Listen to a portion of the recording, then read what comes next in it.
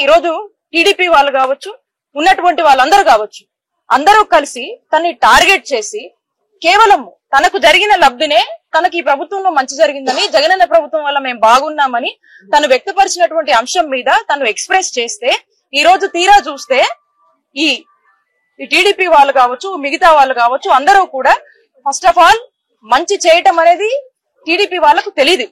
చంద్రబాబు నాయుడు గారికి మోసమే తెలుసు, మంచి చేయడం అనేది అలవాట్లేదు. మరి ఈ రోజు జగనన్న చేస్తున్నటువంటి మంచిని ఓర్చుకోవట్లేదనే విషయం రాష్ట్ర ప్రజలందరూ కూడా తెలుసు.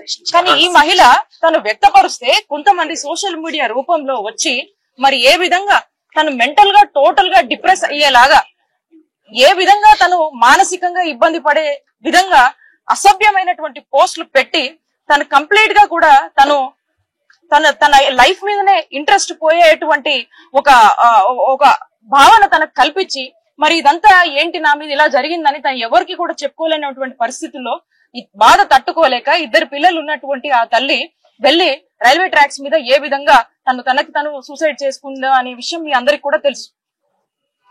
ఆ కుటుంబానికి ఈరోజు ముఖ్యమంత్రి గారు తను జగనన్న ఇచ్చినటువంటి సంక్షేమ పథకాల వల్ల చాలా సంతోషంగా ఉండి ఎక్స్ప్రెస్ చేసినందుకు ఈ విధంగా జరిగిందని మా అందరినీ కూడా ఇక్కడికి పంపించి ఈ కుటుంబానికి ఒక ధైర్యాన్ని నింపి వారికి ఒక భరోసాని ఇచ్చిరమ్మని చెప్పి మా అందరినీ కూడా పంపించడం జరిగింది. మరి ఇప్పుడు ఇక్కడికి వచ్చి చూస్తే దీనంగా ఆ చిన్న అమ్మాయిలు, ఆ చిన్నారులను చూస్తుంటే ఎంత బాధ అనిపిస్తుంది. సాటి మహిళగా ఇక్కడ ఉన్నటువంటి మహిళలందరం కూడా చాలా బాధపడతా ఉన్నాం. ఈ రోజు ముఖ్యమంత్రి గారి పాలనలో ఉమెన్ ఎంపవర్మెంట్ కి ఈ రోజు అర్థం అంటే ఈ రోజు జగనన్న పాలన. ఈ రోజు ఉమెన్ సేఫ్టీ, ఉమెన్ సెక్యూరిటీ గురించి ఆలోచించినటువంటి ప్రభుత్వం జగనన్న ప్రభుత్వం. ఈ రోజు దిశ యాప్ లాంటివన్నీ తీసుకొచ్చి ఉమెన్ ని ఏ విధంగా రెస్క్యూ చేయాలనే దానికి అనేక రకాలుగా ఇనిషియేటివ్స్ తీసుకుని ఈ రోజు ఉమెన్ అందరినీ కూడా భద్రంగా చూసుకున్నటువంటి ప్రభుత్వం జగనన్న ప్రభుత్వం. మరి ఇంత స్వేచ్ఛ ఉన్నటువంటి ప్రభుత్వంలో ఈ రోజు ఒక మహిళ తన సంతోషాన్ని ఎక్స్ప్రెస్ చేస్తే ఏ మాత్రం కూడా భయం లేకుండా తన ప్రాణాలు తీసేదాకా కూడా ఈ పోస్టులు పెట్టి ఈ విధంగా ఒడిగట్టారు. ఇప్పటికి కూడా తను చనిపోయినప్పటికి కూడా బాధేస్తుంది మాట చెప్పాలంటే. అయినప్పటికీ కూడా ఇంకా అఫీషియల్ గా తన మీద ఏ విధమైనటువంటి ట్రోలింగ్స్, ఏ విధమైనటువంటి పోస్టులు పెడుతున్నారంటే కనీసము ఒక మహిళ తనకి ఇలా జరిగిందని కనీసం జరిగినాక కూడా మీకు బాధ అనిపించట్లేదంటే ఒకసారి రాష్ట్రంలో ఉన్నటువంటి ప్రతి మహిళ ఆలోచించాలి. ఏం మీ ఇంట్లో ఆడపిల్లలు లేరా? మీకెందుకు బాధ అనిపించట్లేదు? దీన్ని రాజకీయం కోసం వాడతారా? పద్ధతిగా ఏమన్నా చేయాల్సింది ఉంటే, ఏదన్నా పాలసీలు ఉంటే మాట్లాడండి. వీటిని రాజకీయం చేస్తారా? అంటే మీకు ఏమీ దొరక్క ఓటమి భయంతో ఈ రోజు టీడీపీ వాళ్ళు ఇలాంటి అంశాలను కూడా, ఒక చావును కూడా శవరాజకీయాలుగా ఏ విధంగా వాడుకుంటున్నారో మరొకసారి చంద్రబాబు నాయుడు గారు, టీడీపీ వాళ్ళు ఈ విధంగా నిరూపించారు వాళ్ళ యొక్క మూర్ఖపు బుద్ధితో. చాలా బాధేస్తా ఉంది. ప్రభుత్వము ఈ విషయం తెలుసుకున్న వెంటనే ఇక్కడ ఉన్నటువంటి ఎమ్మెల్యే గారు కావచ్చు, భార్గవ్ గారు కావచ్చు, ఉమెన్స్ కమిషన్ నుంచి పద్మ గారు కావచ్చు, మేమంతా కూడా వచ్చి ఈ కుటుంబానికి ఒక ధైర్యాన్ని ఇవ్వడానికి వచ్చాం.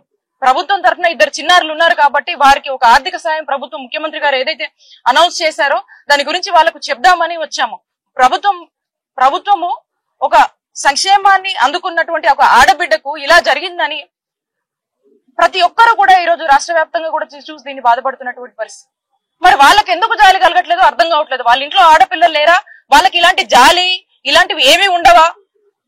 ఖచ్చితంగా లేనంటే అనిపిస్తా ఉంది. ఎందుకంటే ఈ ఎపిసోడ్ చూసి ఇప్పటికీ మన మధ్య లేనటువంటి వ్యక్తి మీద ఇంకా కూడా చేస్తున్నారంటే ఎంత దారుణంగా వాళ్ళ బిహేవియర్ ఉందని, ఎంత మూర్ఖంగా వాళ్ళు ఆలోచిస్తున్నారనేది మనకు స్పష్టంగా అర్థమవుతుంది. కాబట్టి దీనికి సంబంధించి ఎవరైతే దీంట్లో ఈ ట్రోలింగ్స్ కావచ్చు, ఈ సోషల్ మీడియాలో ఈ విధమైనటువంటి వాటికి పాల్పడ్డారో వాళ్ళందరినీ ఇప్పటికీ కూడా పోలీస్ యంత్రాంగం దీని గురించి పనిచేస్తా ఉంది. కొంతమందిని ట్రేస్ అవుట్ చేశారు. ఖచ్చితంగా వీళ్ళ మీద కఠిన చర్యలు ఉంటాయి, కఠిన చర్యలు తీసుకుంటాము.